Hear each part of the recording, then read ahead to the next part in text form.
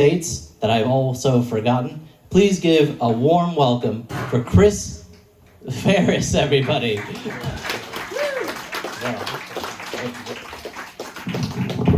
How we doing tonight, guys? Keep it going for your musicians, all the comedians tonight. Yes, thank you. Stand-up comedy's hard, man. I got jumped my first time on stage. I got Chris rocked my first time ever. That's not funny. No, I did. I was on stage and I was just doing a barrage of poor and ugly people jokes, when suddenly I realized that everyone in the audience was hideous and broke. Just staring at me with their coal-smudged faces. I immediately recognized my mistake, and I was terrified. But I was new, I was hungry, I decided to stick to my guns and perform my entire set, and eventually the inevitable happened. And this swamp donkey in the front row raises its cloven hoof in protest. And she said something real generic like, "You suck," or "Get off the stage," or "I married my brother." Oh. And to their credit, they were a cute couple. They were sweet. They were cute in a big-headed, cross-eyed kind of way. You know what kind of way I'm talking about. They were cute, though. They were adorable, in fact. They were adorable in the way that pugs are adorable. You know, illiterate and covered with fleas. They were a special group. So remember, this is my first time on stage, and I've just encountered a heckler. I was not prepared for this in the least. I was so afraid. But with every ounce of courage and comedy and professionalism I had, I took a deep breath. I looked her straight in the eyes, which was really hard because she was a cross-eyed bitch. That was the problem. So I looked her straight in the eyes and I said, "The fuck is your problem, bitch?" Yeah, a couple of you guys laughed. Her husband did not. This guy charges the stage. He's wearing acid-wash jeans, a blue flannel shirt with the sleeves cut off and the coup de grace mullet. All right, look, guys, I've had guys cross the room to kick my ass. I've had guys cross the street to kick my ass. I've never had anyone time travel from 1983 to teach me a lesson. One minute I'm telling jokes, the next I'm having my ass handed to me by the bad boy from the Breakfast Club. Judd Nelson's a son of a bitch. Oh, everybody excited for the new year? Yeah? You know what? I am happy to get 2023 over with because I got divorced last year. It sucked. You might be wondering why I got divorced. I'll ask you a question. Have you ever heard of the band Hanson? Yeah? Some of you have, some of you haven't, and you're better people for it. Let me tell you a little bit about Hanson. Hanson is a child's boy band from the late 90s, early 2000s, whose big hit MMMBop took the nation by charge in 1997. You might be wondering what the song MMMBop is about.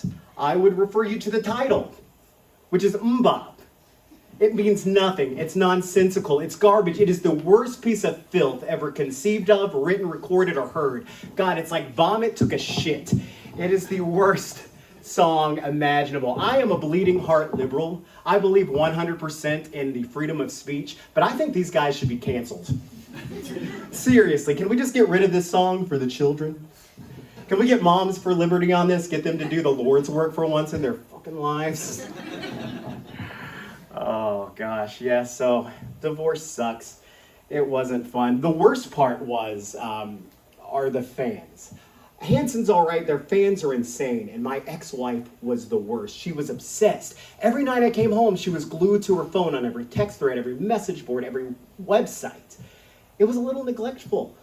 But the worst part, worse than the neglect, was our home decor. It was a shrine to these three assholes. Everywhere I looked was a picture of some guy she'd rather be fucking, which was a little insulting after a while. The worst part of our home was our bedroom, because not only did we have pictures of these guys, we had pictures of them from when they were children. It was like living in an issue of Tiger Beat magazine from '98. I'm the only one who read Tiger Beat as a young man. Okay. That's cool. No, and do you know how hard it is to get down with your spouse with strange children staring at you? It's not nearly as hot as it used to be. It's nothing like church camp. Oh, Christians in the audience. Cool. It's nothing like church camp. But you know what? I'm a solid dude. I was a good husband. I'm back there. I'm laying it down, giving her my best. And all of a sudden, I'm locking eyes with 1996 Taylor Hanson. Yes, I do know all three of their names, Taylor, Zach, and Isaac. Out of everything I could have lost in the divorce, why didn't I lose that information? That's tattooed on my brain forever. Thanks, dear. But anyway, I'm back there behind her. I'm doing my best, and now the lights are low because it's sexy time. And now this picture looks like it's all dark and grainy. I feel like I'm staring at a dead kid on an old milk carton. That's never stopped me before. So I'm back there. I'm doing my best. I'm going, we got this. We got this. Oh, God, do you think they found him? Now she's all pissed off and confused. She's looking at me like, what's wrong? I'm not gross, honey. That's what's wrong. Now I'm terrified that To Catch a Predator's Chris Hansen is going to come knocking at my door. Who, by the way, is the only Hansen in this bit I give a shit about. He's going to come kicking down my door. Sir, do you know what you were just looking at? Yeah, the back of her head till shit got weird. Sir, we have some questions for you. No, you have questions for her. She's got the text threads and the message boards. Good luck, honey. Oh, but divorce is hard. It's tough for everybody. I feel like it was especially rough in our situation because we were high school sweethearts. Yeah, we literally had our prom pictures next to our wedding photos. Yeah, we had history. Funny story about us. It was September 11th, 2001. I was 16 years old. Please don't do the math. I was at the county courthouse with my mother getting a restraining order against my future ex-wife, red flag. And the only reason we didn't get the restraining order was because when the planes hit the tower, they evacuated the building. Now there's no doubt in my mind that had we gotten that restraining order, that she and I would have never reconnected years later. We would have never fallen in love. We would have never gotten married. 9/11 made my marriage possible. I guess it just goes to prove the old saying to be true that God never closes a door without slamming a couple of planes into a bunch of windows. The last time I told that joke, it didn't land. But I think it killed tonight, right? Oh, yeah, I have concerns about that joke too. But I have faith I'll find love again. I do. I don't want anything long-term, so I'm not looking for like a stable woman. I don't want anybody with a 9-to-5 or a roof over her head. You know, because stable women say the stupidest things. They're rude. They say things like, who are you? Get out of my house and help police. I'm not going to help the police. They should help me. They've got guns. I'm the one who just got maced by this crazy bird over here. I just wanted to hug you in the guest bedroom. I don't want a smart woman either. I want somebody stupid, just an idiot. Somebody like on Moms for Liberty level. By the way, are they on the Hanson thing yet?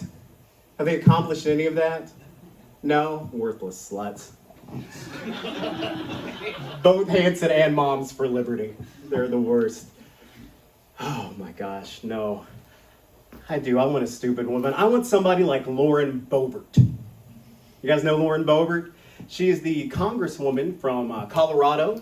She loves guns, God, and Trump. She believes that both global warming and school shootings are liberal myths. And she also uses a lot of double negatives when she speaks, which in light of everything else shouldn't bother me as much as it does. However, I just feel like the people on the right side of the aisle screaming, immigrants need to learn goddamn English, should pick up a book and figure it out themselves. It's not impossible, Boebert. It's not like English is her second language. She's not bilingual, nor does she have any understanding as to what the word bilingual even means. Fuck, I hate her. I hate her so much. What I hate most about Lauren Boebert is how badly I want to fuck Lauren Boebert. I do. I am embarrassed of how hot I find her. But I do. She's my type. She's got the dark hair and the pencil skirts. She looks like a hot librarian who's never read a book. Oh. One more minute? All right, yeah, hot librarian who's never read a book. And it's not just that I think that she's hot. Like, deep down, I feel like I could save her. I feel like I could save her, you guys. Like, I feel like I could fuck her liberal. Yeah? Not literate, but liberal at least, you know? Like, maybe if I give her some good deeds, she'll consider voting for it. If I come in her butt, she'll feel empathy. I'll go blam, and she'll scream, Black Lives Matter. And I'll say, you're welcome, America. Hey, thank you so much for laughing with me tonight, guys. My name's Chris Ferris. Keep it going for your hosts, all the comedians and the musicians tonight.